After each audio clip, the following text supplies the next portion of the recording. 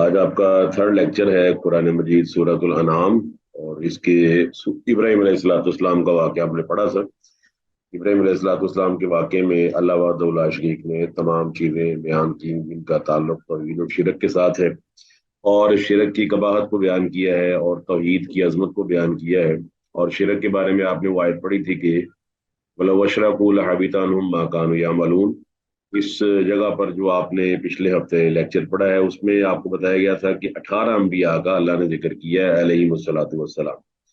تو 18 انبیاء وہ آپس میں کچھ رشتہ دار ہیں، کچھ باپ بیٹا ہیں، کچھ بھائی ہیں، جس طرح موسیٰ اور ہارون علیہ السلام ہے، زکریا اور یحییٰ علیہ السلام ہے، اسی طرح ابراہیم علیہ الصلوۃ والسلام ہے، اسماعیل ہیں، اسحاق ہیں، یعقوب ہیں۔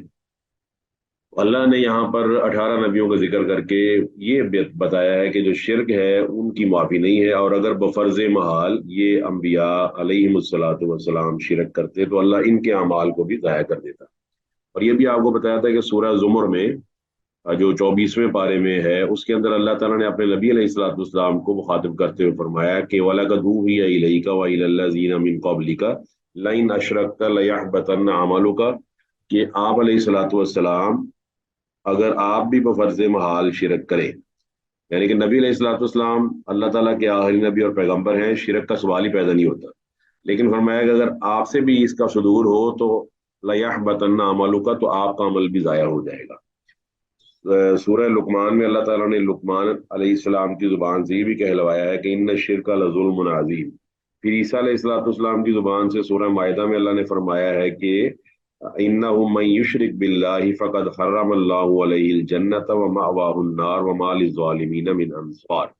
کہ قیامت کے دن یہ بات پہلے بتا دی ہے کہ جو بھی من یشرک، جو بھی اللہ تعالیٰ کے ساتھ شرک کرے گا، چاہے وہ اسلام، اللہ نے اسلام کا دعویٰ کرتا ہو، ہندو ہو، عیسائی ہو، یہودی ہو، جو بھی سے مراد سارے لوگ شامل ہیں۔ اور آپ کو میں نے آیت بتائی تھی سورہ یوسف کی بھی، جس کے اندر اللہ تعالیٰ فرماتے ہیں وَمَا يُؤْمِنُ أَكْثَرُهُم بِاللَّهِ إِلَّا وَهُمْ مُشْرِكُونَ، کہ اکثر لوگ ایمان لانے کے باوجود مشرک کے مشرک ہیں۔ اچھا، اب یہ آپ نے پڑھ لیا تھا، اور آج ہماری وہ کچھ آیات ہم نے زیادہ پڑھ لی تھی پچھلی دفعہ بہرحال، تو 87 سے اگر ہم دوبارہ ریوائز کریں 87 میں، تو یہ آپ کے سامنے موجود ہے 87 آیت جو، اور اس کے اندر آپ کو پتا ہے کہ وہ 87 آیت کے اندر اللہ وحدہ لا شریک نے جو ہمیں خبر دی ہے، اور یہاں نیچے جو تفسیر القرآن اس میں سارے انبیاء کا مختصر تذکرہ موجود ہے، وہ آپ تفسیر القرآن سے پڑھ سکتے ہیں، جو مولانا عبد الرحمن کیلانی رحمہ اللہ کی تفسیر ہے۔ اچھا، یہ آپ سارے دیکھ سکتے ہیں کہ یہ اسحاق کا، یعقوب کا، نوح علیہ السلام کا، یہ سارا ذکر یہاں موجود ہے۔ نیچے ان کا ذکر موجود ہے، ان کی تفصیل موجود ہے، اور یہاں پر اسماعیل کا، یسع، یونس، لوط، اور پھر فرمایا وَإِن مِّنْ آبَائِهِمْ وَذُرِّيَّاتِهِمْ وَإِخْوَانِهِمْ، ان کے آباء و اجداد میں سے، ان کی اولادوں میں سے، ان کے بھائیوں میں سے، وَاجْتَبَيْنَاهُمْ، اجتباء کا مطلب ہوتا ہے کسی چیز کو چوز کر لینا، اور کافی ساری چیزوں میں صاف ظاہر ہے کہ آپ کو جو چیز پسند ہوتی ہے اس کو آپ چوز کرتے ہیں، اور اس کو آپ گھر لے کر آتے ہیں، چاہے وہ ڈریس ہے، چاہے وہ جوتا ہے، چاہے وہ کپڑا ہے، کسی بھی چیزوں کی چیز ہے۔ حتیٰ کہ اجتماع کے اندر یہ چیزیں شامل ہیں کہ آپ کلر تک میچنگ کرتے ہیں کہ یہ کلر میں اس کے ساتھ میچ کروں گا، اس کے ساتھ کروں گا۔ تو فرمایا ان کو ہم نے چن لیا تھا، وہ ہدیناہم، اور ہم نے ان کو ہدایت دے دی تھی۔ تو ہدایت کا مطلب کیا ہوتا ہے؟ ہدایت کے اندر آپ کو پتا ہے تین چیزیں آپ کو پہلے ہی بتائی گئی ہیں، دوبارہ پھر میں دہرا دوں وہ تین چیزیں ہدایت کے اندر کیا ہے۔ پہلے نمبر پہ ہدایت کا مطلب ہوتا ہے سیدھا راستہ پتہ چل جائے کہ یہ سیدھا راستہ ہے، تو یہ بہت بڑی بات ہے کہ آدمی کو سیدھا راستہ پتہ چل جائے۔ اچھا، دوسرے نمبر پر ہدایت یہ ہوتا ہے کہ آدمی سیدھے راستے پر چل پڑے، اور تیسرا یہ ہے کہ ہر آدمی اس پر ہمیشہ قائم رہے۔ یہ تین چیزیں اس میں شامل ہیں، اور اسی کی آپ دعا کرتے ہیں۔ تو ہدایت جو ہے اللہ تعالیٰ نے قرآن مجید میں اس کا طریقہ بھی بیان کیا ہے کہ جو آدمی والذین جاہدوا فینا، جو اللہ تعالیٰ کی راہ کی طرف آتا ہے، اللہ کے لیے کوشش کرتا ہے، محنت کرتا ہے، تو لنہدینہم سبلنا، تو اللہ تعالیٰ اس کو لازمی یقیناً اس کو سیدھے راستے کی طرف رہنمائی کر دیتا ہے، اور وہ سیدھا راستہ نبی علیہ الصلوۃ والسلام کا راستہ ہے۔ سورہ عنکبوت کے اندر بھی اللہ فرماتا ہے کہ وہاں فرمایا والذین جاہدوا فینا لنہدینہم سبلنا وان اللہ لمع المحسنین۔ دوسرے مقام پہ فرمایا یہدی الیہ من ینیب، جو میری طرف انابت کرتا ہے۔ انابت کا مطلب ہوتا ہے خشوع رکھتے ہوئے، خضوع رکھتے ہوئے، اور اللہ وحدہ لا شریک کے پاس جانے کی امید رکھتے ہوئے اللہ کی طرف آنا۔ اس کے بارے میں فرمایا ذالک ھدی اللہ، یہ اللہ تعالیٰ کی ہدایت ہے، یہدی بہ من یشاء من عبادہ، اللہ اس ہدایت کے ذریعے اس سے ہدایت دیتا ہے من یشاء، یعنی کہ جو اللہ تعالیٰ نے ان کو ہدایت دی ہے، ان کے لیے آسانی پیدا کی ہے، سیدھے راستے کی طرف ان کو گامزن کیا ہے، تو ذالک ھدی اللہ، یہ ہدایت ہے من یشاء من عبادہ، اللہ اس کے ذریعے جس کو چاہتا ہے ہدایت دیتا ہے۔ تو یہ جس کو چاہتا ہے ہدایت دیتا ہے سے مراد وہی ہے کہ چاہتا کس کو ہے، جو اللہ تعالیٰ کی طرف آنا چاہتا ہے، جو اللہ تعالیٰ کی طرف آنا چاہے، جس طرح آپ تمام لوگ اس وقت آپ کو ماننا پڑے گا کہ آپ نے اپنا یہ آدھا پونا گھنٹہ کس لیے نکالا ہے، قرآن مجید کے لیے۔ تو صاف ظاہر ہے اس دوران کئی دنیا میں اللہ تعالیٰ کی نافرمانی کے کام بھی یقیناً ہو رہے ہوں گے، تو اللہ تعالیٰ نے آپ کو چن لیا ہے کہ آپ اس وقت اللہ تعالیٰ کی قرآن کو سن رہے ہیں، اللہ تعالیٰ کے نبی علیہ الصلوۃ والسلام کے فرامین کو سن رہے ہیں۔ تو یہ ہدایت اس لیے ہے کہ آپ نے ہدایت کو اختیار کیا، ہدی للمتقین۔ میں نے پہلے بھی آپ کو یہ اگزامپل دی تھی، آئی ول ریپیٹ اٹ اگین، وہ یہ ہے کہ آؤٹ آف مینی کوالیفکیشن کے کچھ رول اور ریگولیشن ہوتے ہیں، کئی لوگ ریجیکٹ ہو جاتے ہیں اور کئی لوگ کوالیفائی ہو جاتے ہیں۔ جیسے آپ نے پائلٹ بننا ہے، ڈاکٹر بننا ہے، انجینئر بننا ہے، تو آپ کی سلیکشن ہوتی ہے آپ کی صنعت کے لحاظ سے، تو ہر ڈاکٹر کو پائلٹ کے طور پہ، پائلٹ کو ڈاکٹر کے طور پہ کبھی بھی سلیکٹ نہیں کیا جاتا۔ ایگری جی؟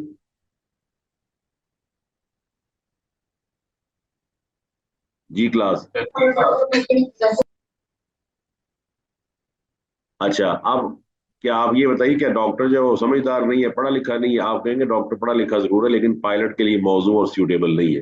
اللہ ہدایت کس کو دیتا ہے؟ جو ہدایت کی طرف آنا چاہے۔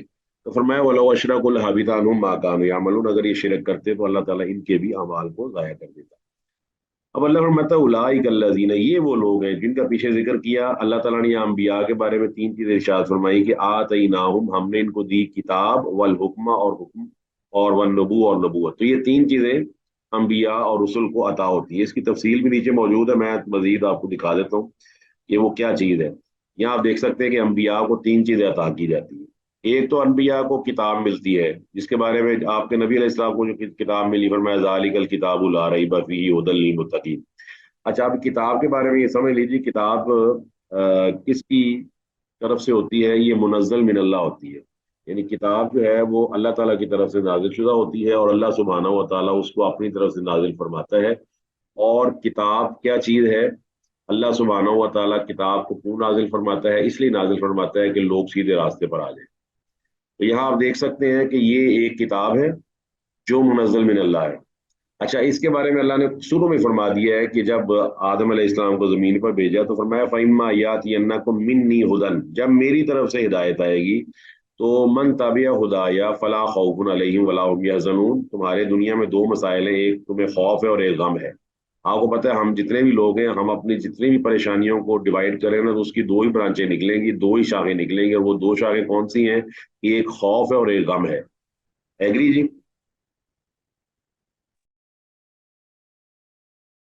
جی کلاس۔ یس سر۔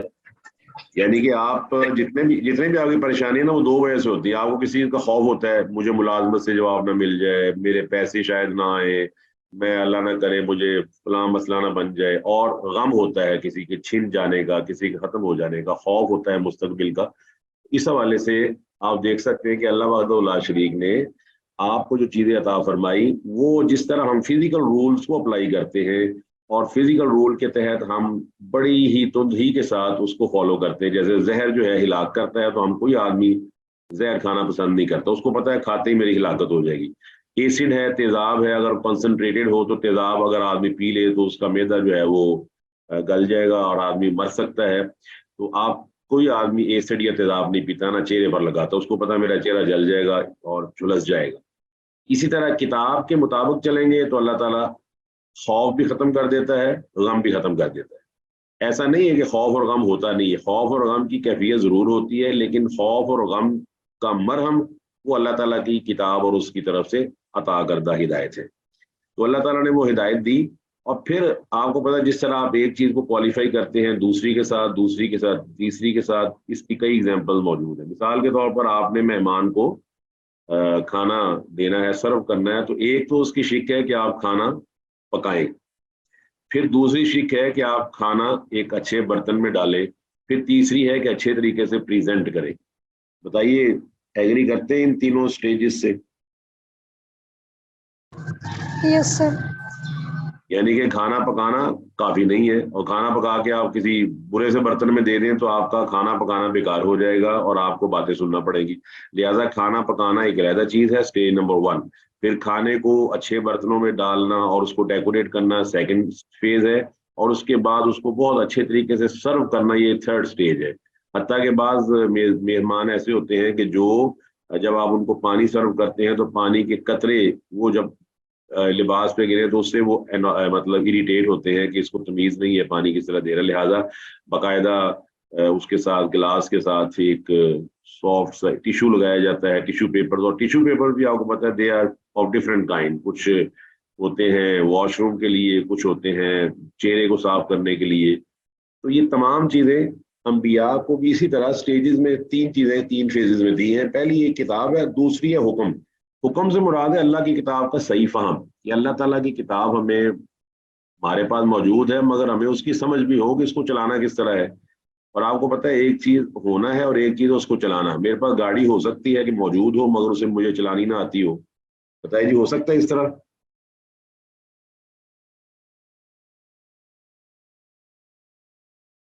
جی کلاس. نو سر. میں دوبارہ دوہرا دوں، میں نے کہا ہو سکتا ہے میرے پاس گاڑی ہو مگر میں چلا نہ پاؤں، مجھے چلانی نہ آتی. میں یہ پوچھ رہا ہوں آپ سے کہ کیا ایسا ہو سکتا ہے کہ ایک آدمی کے پاس گاڑی تو موجود ہو مگر اسے چلانے کا طریقہ نہ آتا ہو؟ یہ پوچھا آپ سے. جی ہو سکتا ہے سر. ہو سکتا ہے. کئی بار آپ دیکھتے ہیں موبائل فون میں ایسی ایسی اپلیکیشن اور ایسی ایسی مطلب چیزیں ہوتی ہیں جو ہمیں نہیں پتا ہوتی کہ یار اس سے یہ بھی ہو سکتا ہے. تو اس طرح اب ایک ہے اللہ تعالیٰ کی کتاب اور ایک ہے اللہ تعالیٰ کی کتاب کا فہم.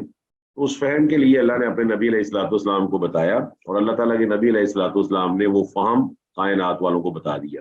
اس لیے فرمایا کہ لا تحرک به لسانک لتعجل به ان علینا جمعہ وقرآن فاذا قرأناہ فاتبع قرآن ثم ان علینا بیانہ. کہ آپ علیہ السلام اس کی تشریح کریں گے، توضیح کریں گے، اس کو ایکسپلین کریں گے اور لوگوں کو بتائیں گے کہ یہ اس کی اصل فہم کیا ہے، اس کے اندر کمپریہنشن آپ کس طرح کریں گے. یہ دوسری سٹیج ہے. اور تیسری یہ ہے کہ اس پر عمل کرنے کا طریقہ کار اور پھر اس کو عملی زندگی پر منطبق کرنا. یہ بالکل ایسے ہی ہے. پھر ایگزامپل بہت ساری ہیں تو یو کین ڈیلیور اٹ.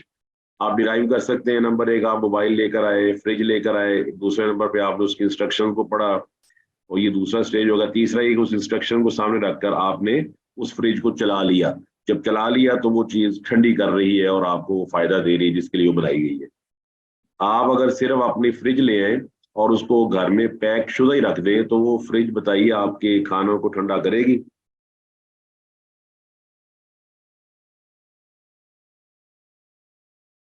نو سر. دوسرا سٹیپ کیا ہوگا؟ اس کو انسٹرکشن کے مطابق انسٹال کرنا. اچھے طریقے سے انسٹال کیا جائے گا، وہ انسٹرکشن پڑھ کے پھر آپ لگا دیں گے، پھر وہ جو فریج ہے وہ عملی طور پر ورکنگ میں آ جائے گی. تو ہمیں آپ کو اور ہمیں یہ ماننا پڑتا ہے کہ ہمارے پاس ایک چیز تو کنفرم ہے کہ کتاب تو ہمارے پاس موجود ہے، لیکن اکثریت جو ہے ان کے پاس نہ تو کتاب کا صحیح فہم ہے، اور اگر فہم نہیں ہوگا تو صاف ظاہر ہے کہ دوسرا کام ہو ہی نہیں سکتا.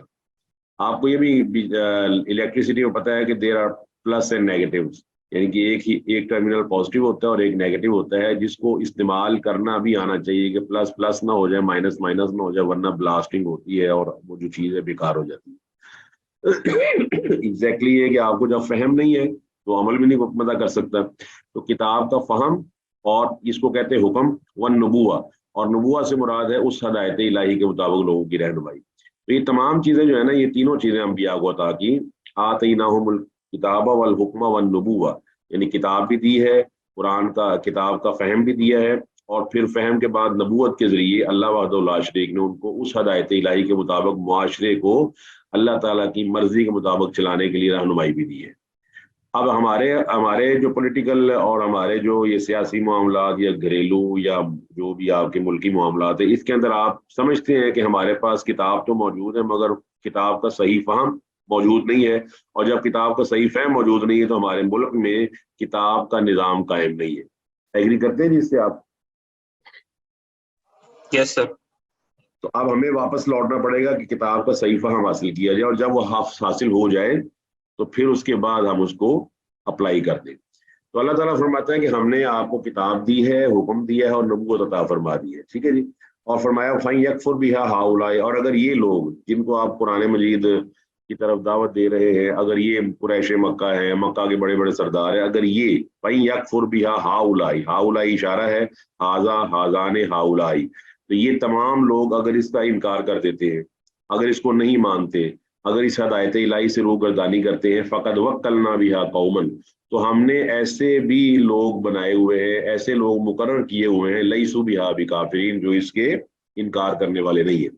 یعنی کہ اگر دنیا میں کافروں کی اکثریت ہے تو اللہ تعالیٰ فرماتا ہے کہ کافروں کی اکثریت کے مقابلے میں کچھ لوگ ایسے بھی ہم نے پیدا کیے ہوئے ہیں جو قرآن پر جان دینے کے لیے تیار ہے، نبی علیہ الصلوۃ والسلام کی سنت کے مطابق عمل کرنے کے لیے تیار ہے، اور ان کو خوشی ہوتی ہے کہ وہ ہر کام میں اللہ کی رضا کو تلاش کرے اور نبی علیہ الصلوۃ والسلام کے طریقے کے مطابق چلنے کی کوشش کرے۔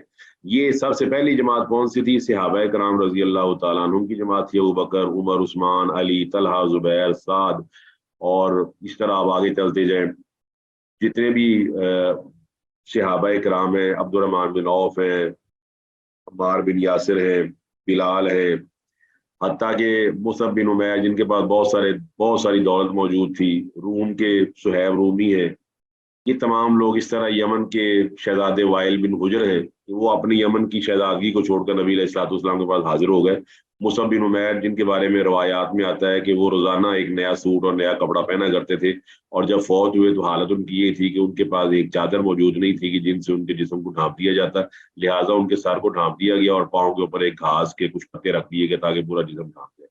تو یہ وہ لوگ ہیں جو قرآن پر عمل کرنے والے ہیں، اور اللہ تعالیٰ نے اپنے نبی علیہ الصلوۃ والسلام کو بھی انہی کے ساتھ رہنے کا حکم دیا۔ آپ دیکھ سکتے ہیں آپ کہ کافروں کے ساتھ ہمارا سلوک کیا ہونا چاہیے، اور وہ لوگ جنہوں نے نبی علیہ الصلوۃ والسلام کی بات کو تسلیم کر لیا اور انہیں خوشی ہوئی، اور اس میں آپ نے کوانٹٹی کا فرق کرنا ہے کہ ایک طرف اکثریت ہے ایک طرف اقلیت ہے۔ اب اکثریت اور اقلیت میں سے بتائیے درست کون ہوتا ہے، اکثریت والے کہ اقلیت والے؟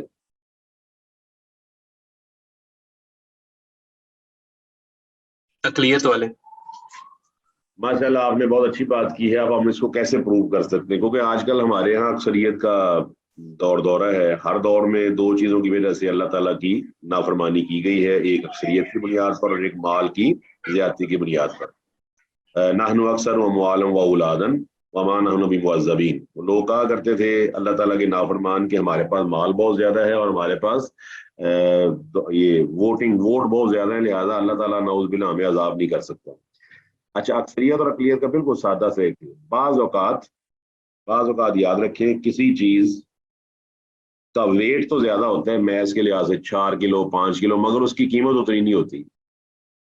پھر سمجھ لیں کہ بعض اوقات کوئی چیز کوانٹٹی کے لحاظ سے ویٹ میں زیادہ ہوتی ہے، میس میں زیادہ ہوتی ہے کہ 1 من کے قریب ہو، لیکن اس کے مقابلے میں ایک ایسی چیز بھی ہوتی ہے جو very easy to handle, very easy to lift, آسانی سے آپ اس کو اٹھا سکتے ہیں، لیکن وہ اس سے زیادہ قیمتی ہوتی ہے۔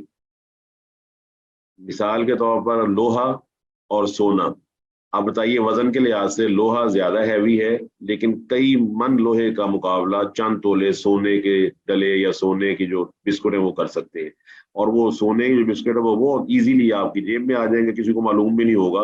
اور ہمیں یہ ماننا پڑے گا اگر خواتین کلاس کو پڑھ رہی ہیں تو وہ خواتین میں سے کوئی اس چیز کو ایکسیپٹ کر کے بتائے کہ کیا خواتین کے گلے میں جو ہار ہوتا ہے سونے کا بنا ہوا، جس کو وہ بہت ایزیلی لفٹ کر لیتی ہیں اور اس کو اٹھا لیتی ہیں، اس کو مطلب ان کو محسوس ہی نہیں ہوتا کہ ہم نے پہنا ہوا، یا کانٹے ہیں یا چوڑیاں ہیں واٹ ایور، یا کینڈل سیٹ ہے، جو بھی آپ سمجھ سکتے ہیں، بندے ہیں، تو بتائیے وہ وزن جب آپ نے پہنا ہوتا ہے تو محسوس ہوتا ہے؟ اور یہ بھی بتائیے کہ کیا وہ ایک خاتون نے اگر پہنا ہو تو ایک خاتون نے ایٹ اے ٹائم 8-10 لاکھ روپے کی جیولری پہنی ہوتی ہے یا نہیں؟ بتائیں جی۔ یس سر، پہنی ہوتی ہیں۔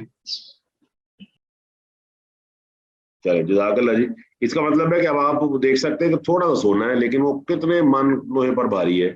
اس طرح یہ تھوڑے سے لوگ تھے، تو اللہ تعالیٰ نے اپنے نبی علیہ الصلوۃ والسلام کو فرمایا ہوا تھا کہ وَاصْبِرْ نَفْسَكَ مَعَ الَّذِينَ يَدْعُونَ رَبَّهُمْ بِالْغَدَاةِ وَالْعَشِيِّ، یہ تھوڑے سے لوگ، گنتی کے چند لوگ، فرمایا آپ نے ان کے ساتھ رہنا ہے، آپ نے ان کی جماعت کے ساتھ رہنا ہے۔ یہ کون لوگ ہیں؟ یہ صبح و شام اللہ کو پکارتے ہیں اور اللہ تعالیٰ کی رضامندی تلاش کرنے کے لیے اللہ کو پکارتے ہیں۔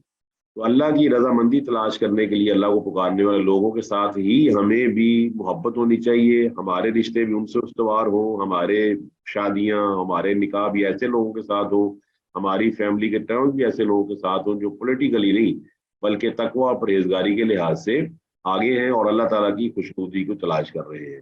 یاد رکھیے دنیا ختم ہو جانے والی ہے، یہاں ہمیشہ کسی نے نہیں رہنا۔ اللہ نے اپنے نبی علیہ السلام کو فرمایا کہ ما جعلنا لبشر من قبلک الخلد افإن مت فهم الخالدون، آپ نے بھی یہاں ہمیشہ نہیں رہنا، انک میت وانہم میتون، آپ نے بھی فوت ہو جانا، انہوں نے بھی فوت ہو جانا۔ تو فرمایا اگر قرآن مجید پر اکثریت یہ لوگ قرآن کا انکار کرتے ہیں تو فقط وکلنا بہا، تو ہم نے معمور کر دیے ہیں، کام پر لگا دیے ایسی قوم کو جو اس کا انکار نہیں کرتی بلکہ خوش ہوتی ہے قرآن پر عمل کرنے سے۔ قرآن ان کی زندگی میں موجود ہے، ان کا دل کرتا ہے کہ ہم اللہ تعالیٰ کو یاد کریں، اور اللہ تعالیٰ نے قرآن مجید کے اندر فرمایا وَإِذَا تُلِيَتْ عَلَيْهِمْ آيَاتُهُ زَادَتْهُمْ ایمانا، جب ایسے لوگوں کے سامنے قرآن پڑھا جاتا ہے تو ان کا ایمان پہلے سے بڑھ جاتا ہے۔ فرمایا اولئک الذین، یہ وہ لوگ ہیں ہدی اللہ، جن کو اللہ نے ہدایت دی، اللہ اکبر، یعنی کہ یہ وہ لوگ ہیں جنہوں نے قرآن مجید سے محبت کی، قرآن مجید کے مطابق عمل کیا۔ فرمایا فبہداہ مقتدی، تو آپ نے ان کی اقتداء کرنی ہے۔ اب اقتداء سابقہ شریعت کی کیسے ہوگی؟ آپ دیکھ سکتے ہیں یہاں پر مفسر نے بھی لکھا ہوا ہے کہ تمام انبیاء کا دین یا دستور ایک ہی رہا ہے۔ اب دیکھیے توحید پرستی وہ عیسائیت میں بھی موجود ہے، یہودیت کے اندر بھی موجود ہے، اور حتیٰ کہ ہندو مت کے اندر بھی اوم کا ایک نعرہ ہے، اور اوم کے بارے میں اور یہ ایشور کے بارے میں کہا جاتا ہے کوئی ایک مہاتما ہے یا ایک بڑی ذات ہے جس میں ساری ذاتیں اس کے انڈر ہیں۔ ہندو مت جو کہ 33 کروڑ خداؤں کا ایک بہت ملغوبہ قسم کا مذہب ہے، اس کے اندر بھی توحید پرستی آپ کو جھلکتی نظر آتی ہے۔ سکھ مت میں چلے جائیں تو ایک اونکار، یہ سکھ مت کی جو کتاب ہے گرو گرنتھ، اس کی جو پہلی جو اس کا ہے اس کو کہتے ہیں جاپو جی کہتے ہیں اس کو، اس کے جاپو جی کی جو صحیح ٹرانسلیشن ہے دیٹ از جسٹ لائک سورہ اخلاص، قل هو اللہ احد اللہ الصمد لم یلد ولم یولد ولم یکن لہ کفوا احد۔ اور پھر موسیٰ علیہ السلام کی زندگی میں آپ جانتے ہیں جب وہ طور پہاڑ پر گئے تو اللہ وحدہ لا شریک نے وہاں ان کو احکام عشرہ دیے تھے۔ احکام عشرہ آپ بک آف جینیسس میں پڑھ سکتے ہیں، book of Genesis which relates to the توراہ کی جو ایک پہلی کتاب ہے، کتاب پیدائش، بک آف جینیسس، اس کے اندر لکھا ہوا ہے کہ سب سے پہلا حکم یہ ہے کہ میرے ساتھ شرک نہیں کرنا، اور پھر دوسرا حکم یہ ہے کہ شرک نہیں کرنا تو اس کے لیے تم نے میری مورت نہیں بنانی، میرا آئیکن نہیں بنانا، میری تصویر نہیں بنانی، میرا مجسمہ نہیں بنانا، وہ مجسمے پاپولر ہو جائیں گے اور خدا یا اللہ سبحانہ و تعالیٰ کی رضا ایک طرف رہ جائے گی۔ اچھا، اب اللہ تعالیٰ کیا فرماتا ہے یہاں پر؟ یہ پرانی شریعتیں ان کی ابتدا کس طرح کرنی ہے؟ تو شریعت جو ہے نا بنیادی ہدایت وہی ہے، لیکن شریعت جو ہے وہ ہر نبی کو علیحدہ علیحدہ دی جاتی ہے۔ یہ بالکل ایسی ہے جیسے آپ یہ فرینچائز تو آپ سمجھتے ہیں، یہ آدمی بتائے گا واٹ از فرینچائز؟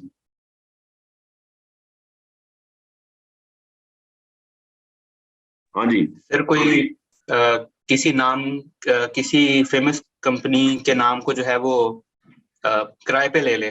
جی جی بالکل ٹھیک ہے، یعنی کہ اس کا مطلب یہ ہے کہ ایک فیمس کمپنی جو ہے نا وہ فرینچائزز دیتی ہے، چیزیں کمپنی سے تیار ہوتی ہیں اور آگے میں اور آپ اپنے اپنے سیٹ اپ میں اس کو اپلائی کر دیتے ہیں، فائدہ یہ ہوتا ہے کہ ہمیں گاہک فوراً مل جاتے ہیں۔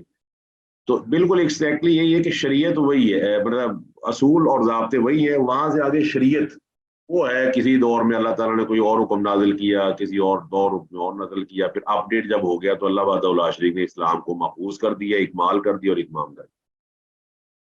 اچھا، اب یہ اللہ تعالیٰ فرماتا ہے اس لیے وہ جو بنیادی چیزیں ان کی آپ پیروی کریں، احکام عشرہ ہے، تورات کے اندر جو حکم موجود ہیں، جو انجیل کے اندر حکم موجود ہیں، یہ تمام چیزیں اللہ تعالیٰ نے یہاں ذکر کی ہے۔ فبہداہ مقتدی، اور فرمایا کہ فبہداہ مقتدی قل لا اسألکم علیہ اجرا، فرمایا میں اس پر تم سے اجر کا سوال نہیں کرتا، مطلب میرا یہ سوال نہیں کہ میں تم سے اجرت مانگنا شروع کر دوں، میں سوال اس کا نہیں کرتا، اجرت کا سوال نہیں کرتا، میرا اس کے اندر اجرت کا مطالبہ نہیں ہے تم سے کہ میں تمہیں یہ دوں تو تم مجھے اس کے بدلے میں اجرت دو۔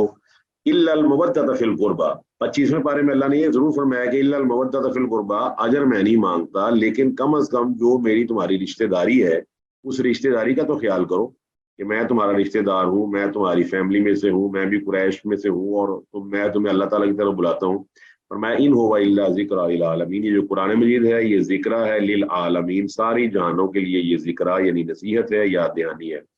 یہاں سے یہ واضح ہوتی ہے کہ پرانی شریعتیں ایک خاص وقت تک کے لیے تھیں، پرانے جو پچھلے رسول ہیں وہ ایک خاص وقت کے لیے تھے۔ جب نبی علیہ الصلوۃ والسلام کا ذکر آیا تو نبی علیہ الصلوۃ والسلام کو اللہ تعالیٰ نے یہاں پر وضاحت سے فرما دیا ہے کہ یہ ان ہوا الا ذکر للعالمین، کہ آپ ساری کائنات کے لیے نبی، رسول اور پیغمبر ہیں، آپ کی کتاب ساری کائنات کے لیے، جنوں انس کے لیے، سب کے لیے آپ علیہ الصلوۃ والسلام کو کتاب دی گئی ہے، اور وہ کتاب جو دی گئی ہے وہ ایسی کتاب ہے کہ اب کسی اور کو آنے کی ضرورت نہیں ہے، کسی اور کتاب کی ضرورت نہیں ہے، کتاب بھی مکمل ہو گئی، اور آپ علیہ الصلوۃ والسلام کو اللہ سبحانہ و تعالیٰ نے ساری کائنات کے لیے نبی بنا دیا. یہ سورہ سبا کے اندر بھی موجود ہے، سورہ اعراف کے اندر بھی اس حکم موجود ہے، ارسلناک کافۃ للناس بشیرا و نذیرا، کہ ہم نے آپ کو کافی بنا دیا ہے ساری کائنات کے لیے کہ آپ بشیر بھی ہیں اور نذیر بھی ہیں. آگے فرمایا وما قدر اللہ کا قدری، انہوں نے اللہ تعالیٰ کی قدر نہیں کی جس طرح قدر کرنی چاہیے. قدر کیا ہے؟ اللہ تعالیٰ یہاں یہود کو خطاب کر رہا ہے. قدر کیا ہے کہ انہوں نے رسول اللہ صلی اللہ علیہ وسلم دشمنی کی اور بغض کی وجہ سے ایسی حقیقت کا انکار کر دیا کہ جو یہ خود بھی تسلیم کرتے تھے، اور کہنا یہ شروع کر دیا کہ اللہ تعالیٰ نے تو ما انزل اللہ علی بشر من شیء، اللہ نے بشر پر کتاب نازل ہی نہیں فرمائی. تو آیت کے اندر اللہ تعالیٰ نے اس کے اعتراض کا جواب پہلے تو یہ دیا ہے کہ اللہ تعالیٰ کی قدر انہوں نے کی نہیں، کیونکہ اللہ تعالیٰ خود کلام نہیں کرتا. ان کو معلوم ہے تورات اور انجیل کے حوالے سے، ان کو معلوم ہے کہ اللہ خود کلام نہیں کرتا مخلوق سے، بلکہ کسی نبی کو، بشر کو ہی نبی بنا کر بھیجتا ہے. اور دوسرا یہ کہ اللہ تعالیٰ فرشتے کو نہیں بھیجتا کہ وہ لوگوں کے آگے لوگوں کے لیے نمونہ بنے، کیونکہ فرشتہ، آپ کو معلوم ہے فرشتہ انسانوں کے لیے نمونہ بن ہی نہیں سکتا. بتائیے کس وجہ سے نہیں بن سکتا؟ جی کیونکہ سر جو فرشتہ کر سکتا ہے وہ انسان نہیں کر سکتا، اور جو بالکل. انسان، ہاں جی، آپ جانتے ہیں یہ نا، میں سمپل ایگزامپل آپ کو دے، جس طرح یو نو دیٹ اپنا بلڈ گروپ کے ڈفرینٹ ہوتے ہیں، O positive, A positive, A negative. آپ کو پتا ہے کہ اینٹی باڈیز کی ریئیکشن کی وجہ سے فلاں بلڈ فلاں کو لگ ہی نہیں سکتا کیونکہ وہ میچ نہیں کرتا. ایگری جی؟ یس سر. اب دیکھیے آپ نے نکاح کرنا ہے، آپ نے شادی کرنی ہے، آپ نے عقیقہ کرنا ہے، آپ نے بیوی کے حقوق دینے ہیں، ماں کے دینے ہیں، باپ کے دینے ہیں. یہ کیسے میچ کریں گے؟ فرشتہ تو ان چیزوں سے ویسے ہی بے نیاز ہے، نہ وہ کھاتا ہے نہ وہ پیتا ہے، یعنی کہ ٹوٹلی ورژن ہی ڈفرینٹ ہے. وہ کسی اور ورژن کا ہے، آپ کسی اور ورژن کے ہیں، تو لہٰذا دونوں کس طرح منطبق ہو سکتے ہیں؟ تو اللہ تعالیٰ نے ایک تو یہ بیان کیا، اس اعتراض کا جواب دیا، اور دوسرا اعتراض کا جواب یہ دیا کہ یہ مانتے ہیں، یہ موسیٰ علیہ السلام کے بارے میں یہودی مانتے ہیں بشر تھے، آدم علیہ السلام کی اولاد میں سے، ان میں ماں باپ بھی تھے، تو ان پر جو کتاب اتاری گئی پھر وہ کس نے اتاری تھی؟ اور نبی علیہ الصلوۃ والسلام کا انکار کر رہے ہیں کہ آپ بشر نہیں ہیں، بشر ہیں اس لیے آپ پہ کتاب نازل نہیں ہو سکی، یہ نازل ہوئی نہیں. تو فرمائیے آپ ان سے پوچھئے، بتائیے ان کو، ان سے استفسار کیجئے. آدم علیہ السلام کو، موسیٰ علیہ السلام کو بشر مانتے ہیں، پھر موسیٰ علیہ السلام کو آدم علیہ السلام کی اولاد میں سے مانتے ہیں. اگر موسیٰ علیہ السلام بشر ہیں تو وہ کتاب کی تسلیم کرتے ہیں. تو اس لیے فرمایا قل من انزل الکتاب، فرمائیے ان سے کس نے نازل کی ہے وہ کتاب کس نے نازل کی ہے؟ جا بھی موسیٰ، جو موسیٰ علیہ السلام لے کر آئے تھے. یہ جا فعل لازم ہے، با لگنے کی وجہ سے ہی متعدی بن گیا ہے. وہ موسیٰ علیہ السلام جو کتاب لائے تھے وہ کون سی لے کر آئے تھے؟ وہ کتاب کیا تھی؟ نوراً و ہدن، وہ نور بھی تھی، وہ ہدایت بھی تھی، للناس، لوگوں کے لیے. اور تجعلونہ قراطیسا، اور تم نے ان کو ورکے ورکے کر لیا.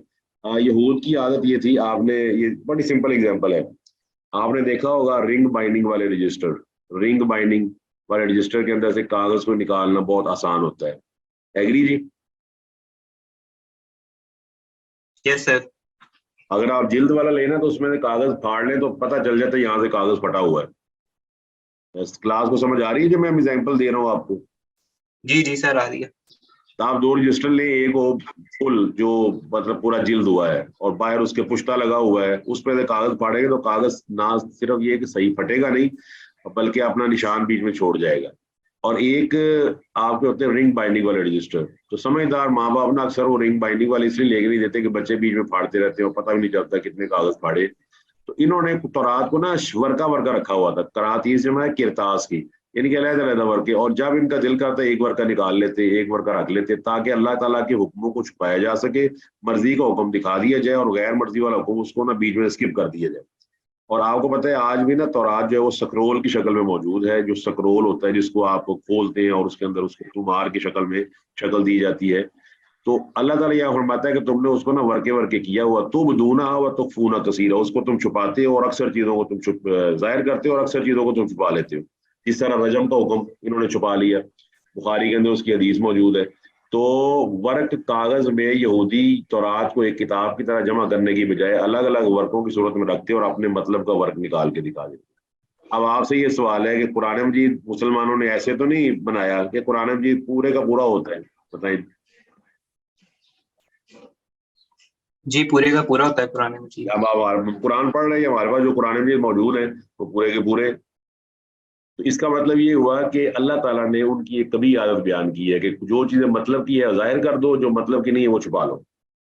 تو فرمایا وہ علمتم ما لم تعلموا، علمتم یہ فعل ماضی مجہول ہے، اور تم سکھائے گئے تھے ما لم تعلموا جو تم نہیں جانتے تھے، انتم ولا آباؤکم، حالانکہ تمہیں معلوم ہے، تمہیں وہ چیزیں سکھائی گئی. اللہ تعالیٰ نے تورات کا علم دیا، انجیل کا علم دیا، اور اب قرآن مجید جو ہے اپڈیٹ ہو کر آیا، تمہیں وہ چیزیں سکھائی گئی جو تم جانتے نہیں تھے، نہ تمہارے آباء و اجداد کو پتہ تھی.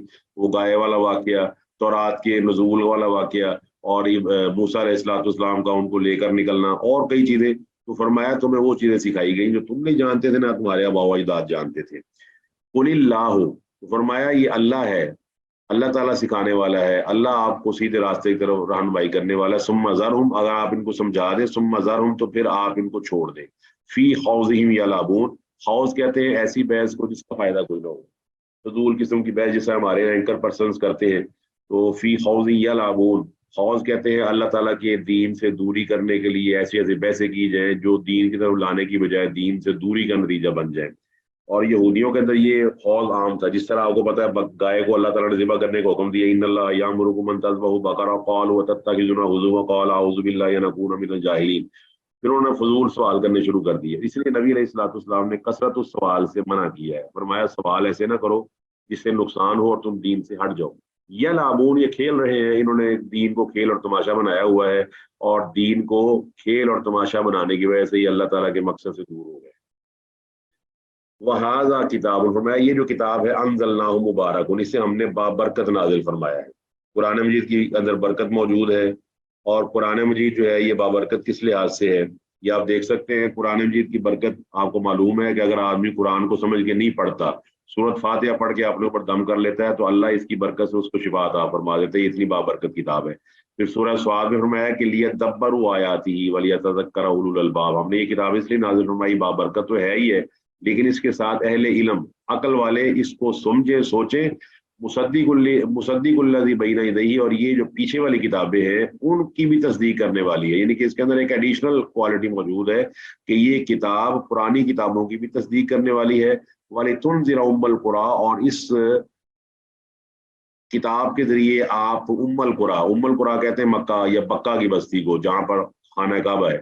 یہ قریٰ، ام القریٰ مرکب اضافی ہے، بستیوں کی ماں. تو فرمایا ومن حولہ، اور جو اس کے ارد گرد ہیں، جو لوگ اس کے ارد گرد ہیں اور جو اس طرف ہیں. اور اس کے بعد قرآن مجید کے روح سے پتہ چلتا ہے کہ اس ارد گرد سے مراد پوری دنیا ہے. یہ سورۃ الانعام آیت نمبر 9 میں بھی مضمون موجود ہے. سورہ اعراف کی آیت نمبر 158 158 میں بھی موجود ہے. سورہ سبا والی آیت میں نے آپ سے پہلے پڑھ دی تھی، ارسلناک کافۃ للناس بشیرا ونذیرا، آیت نمبر 28 کے اندر بھی مضمون موجود ہے. فرمایا یہ وہ قرآن مجید ہے جو بستیوں والوں کو، بستیوں کی ماں مکہ کو ڈرانے والا ہے. ومن حولہ، دوسرا اس کا یہ بھی معنی آپ لے سکتے ہیں کہ ایک مین سینٹر ہوتا ہے جہاں سے ساری مطلب ملک میں سپلائی ہوتی ہے. جیسے آپ کا اسٹیٹ بینک آف پاکستان ہے، وہ سب لوگوں کو، سب بینکوں کو سپلائی دیتا ہے. اس سے یہ مراد بھی ہے کہ جو ام القریٰ مکہ ہے، یہاں سے پوری کائنات کو سپلائی ملے گی، اور پوری کائنات کے لوگوں میں اس بستی کی محبت کو پیدا کیا جائے گا. اور ہدایت اور رہنمائی کے لیے یہی بستی ہے جس کو بیس یا سینٹر کا درجہ حاصل ہے مسلمانوں. واضح ہوگی جی بات؟ یس سر. میں والذین یؤمنون، اور وہ لوگ جو ایمان رکھتے ہیں بالآخرہ، آخرت پر، یؤمنون بھی، وہ اس پر بھی ایمان رکھتے ہیں. یعنی کہ آخرت پر ایمان کے ذریعے ضروری ہے کہ آدمی قرآن پر ایمان رکھے. اور پھر قرآن پر ایمان رکھنے کے لیے ایک خالی علامت بھی اللہ نے بتا دی ہے، وہم علی صلاتہم یحافظون، یہ لوگ اپنی نمازوں کی حفاظت کرتے ہیں. تو اپنی نمازوں کی حفاظت کرنے کا اللہ نے قد افلح المؤمنون الذین هم علی صلاتہم، وہ جو 18واں پارہ شروع ہوتا ہے سورہ معارج کے اندر بھی، الا المصلین الذین هم علی صلاتہم دائمون. اس طرح ہی وہ جو ارایت الذی یکذب بالدین فذلک الذی یدعو الیتیم ولا یحض علی طعام المسکین فویل للمصلین الذین هم عن صلاتہم ساہون، اپنی نمازوں سے غافل ہے. تو نماز کی حفاظت کرنے والا شخص، خاص طور پر اللہ نے اس کو حکم دیا قرآن مجید میں، حافظوا علی الصلوات والصلاۃ الوسطی، اپنی نمازوں کی حفاظت کرو، خاص طور پر دا مڈل نماز جو درمیان میں ہے، 1 2 3 4 5 کا مڈل ہوتا ہے، تیسری نماز عصر کی نماز بنتی ہے، جس طرح کے نبی علیہ الصلوۃ والسلام نے حدیث کے اندر بھی بتا دی ہے. اس کا مطلب ہے کہ آپ جو ظاہری علامات ہیں، بتائیے ظاہری علامات پر آپ توجہ دیتے ہیں بعض اوقات؟ یہ سر میں نے کہا ظاہری علامات پہ توجہ دیتے ہیں نا، بعض اوقات مجبوراً دینی پڑتی ہے.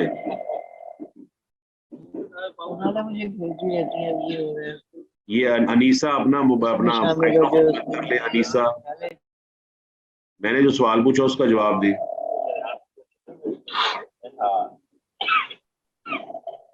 انیسا اپنا موبائل مائکروفون بند کر لے جی.